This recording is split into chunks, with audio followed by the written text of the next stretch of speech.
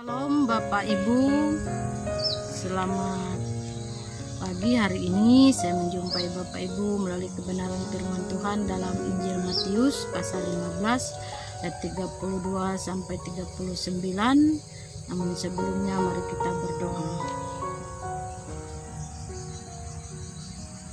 Ya Allah Bapa Tuhan Yesus Kristus, hamba-Mu bersyukur kepadamu atas kasih kemurahan-Mu yang telah memelihara kehidupan umat-Mu, sehingga saat ini kami diperkenankan untuk mendengarkan kebenaran firman-Mu.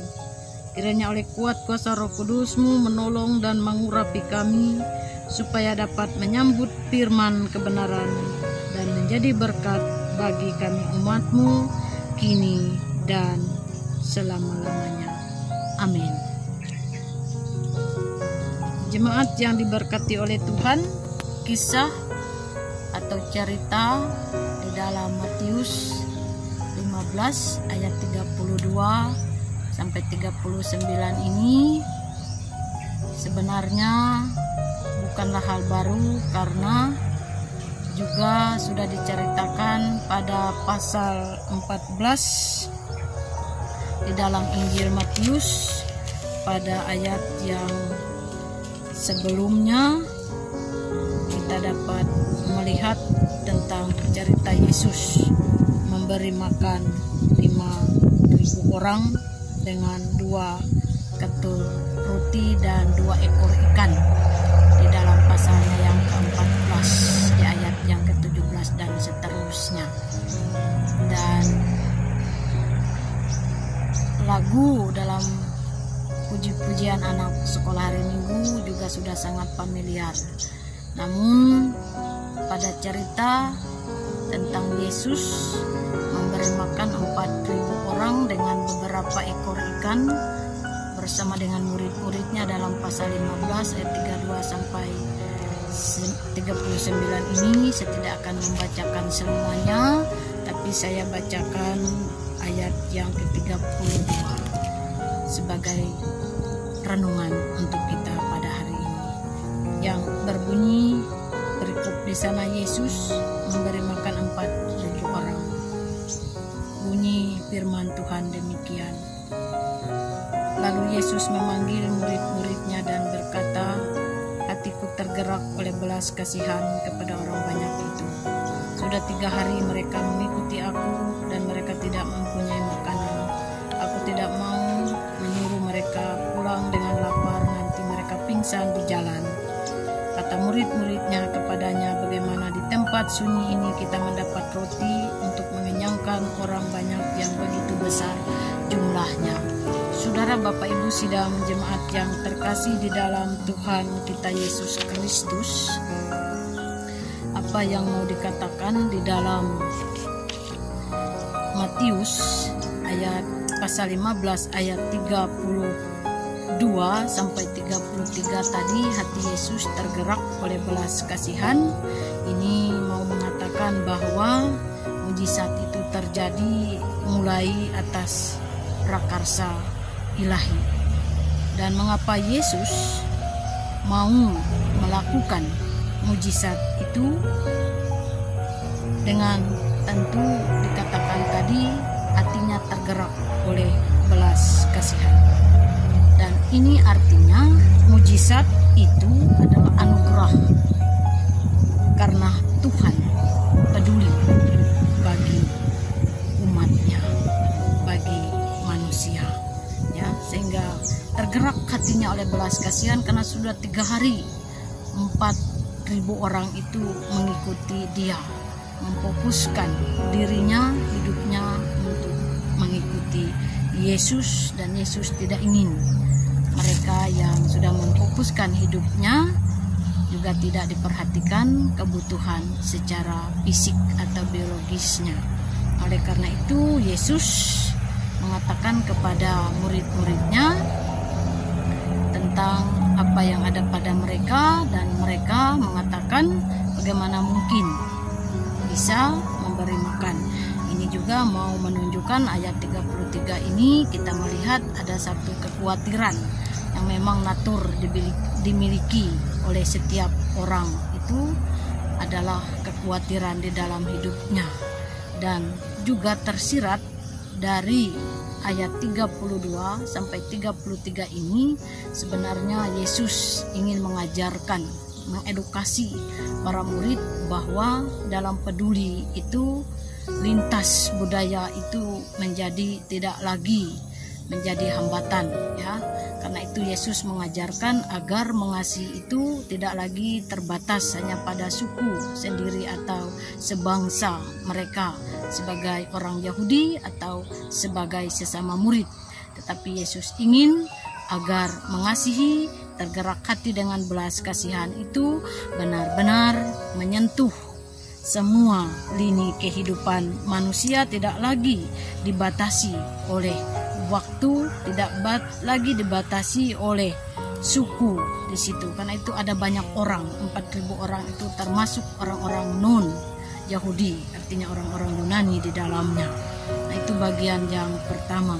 Dan di ayat yang selanjutnya dikatakan oleh mereka di dalam ayat 34 dan seterusnya, pada mereka hanya ada 7 ketul roti dan beberapa ekor ikan. Dan dengan mengucap syukur atas apa yang ada pada mereka, dengan Yesus mengucap syukur, maka mujizat luar biasa. Hal itu memperlihatkan bahwa mujizat itu terjadi juga atas kesediaan para murid dengan yang ada pada mereka. Artinya para murid juga ambil bagian dalam mengerjakan pelayanan itu sesuai dengan apa yang dapat mereka kerjakan, apa yang dapat mereka lakukan, apa yang dapat mereka berikan dan serahkan kepada Yesus, sehingga kita melihat di sana luar biasa mujizat terjadi. Dari 7 ketul roti dan beberapa ekor ikan itu berlebihan setelah diberi makan, setelah dibagi kepada 4.000 orang.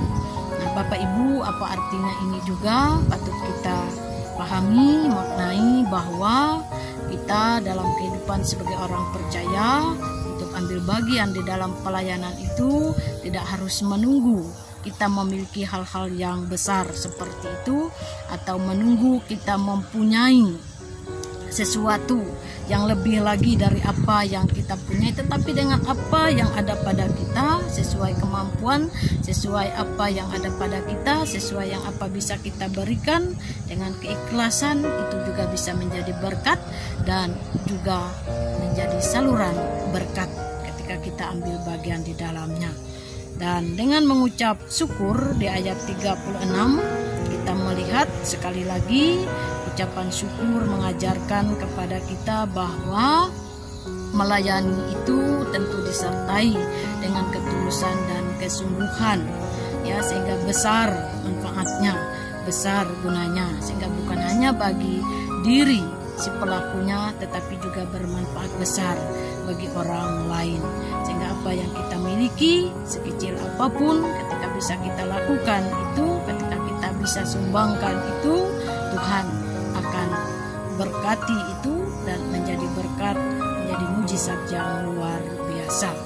Nah, Bapak Ibu yang terkasih di dalam Tuhan kita Yesus Kristus, kita melihat dan kita belajar dari belas kasihan terhadap mereka yang mengikut Yesus itu, kita juga bisa belajar sehingga mengasihi itu juga terwujud di dalam satu perbuatan, di dalam satu tindakan.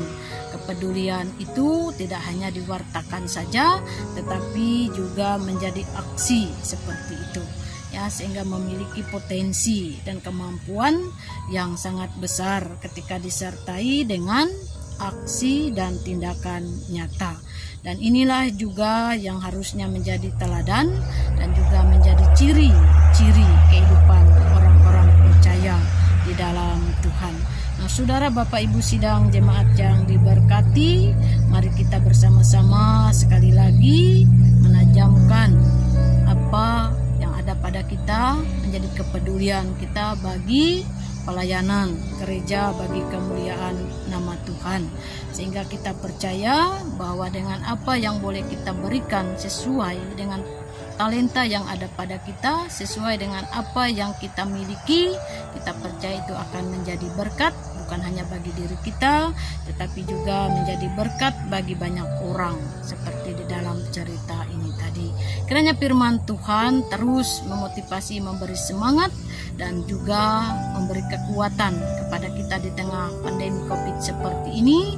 Kita tetap terus bergandeng tangan, kita terus bahu-membahu, sehingga pelayanan pekerjaan misi, pelayanan di dalam jemaat, dan pertumbuhan di dalam jemaat boleh tetap terjadi, dan pujian kemuliaan bagi nama Tuhan. Amin. Mari kita berdoa. Firman-Mu telah kami dengarkan bersama. Firman-Mu boleh meneguhkan, menguatkan kami bahwa dengan hati yang dipenuhi dengan belas kasihan akan mendatangkan kepedulian, sehingga kepedulian akan mendatangkan kekuatan dan kemampuan yang luar biasa untuk peduli, berbagi bersama, dan demi kemuliaan bagi nama Tuhan. Firman-Mu memberkati kehidupan dan pelayanan kami. Amin. Shalom.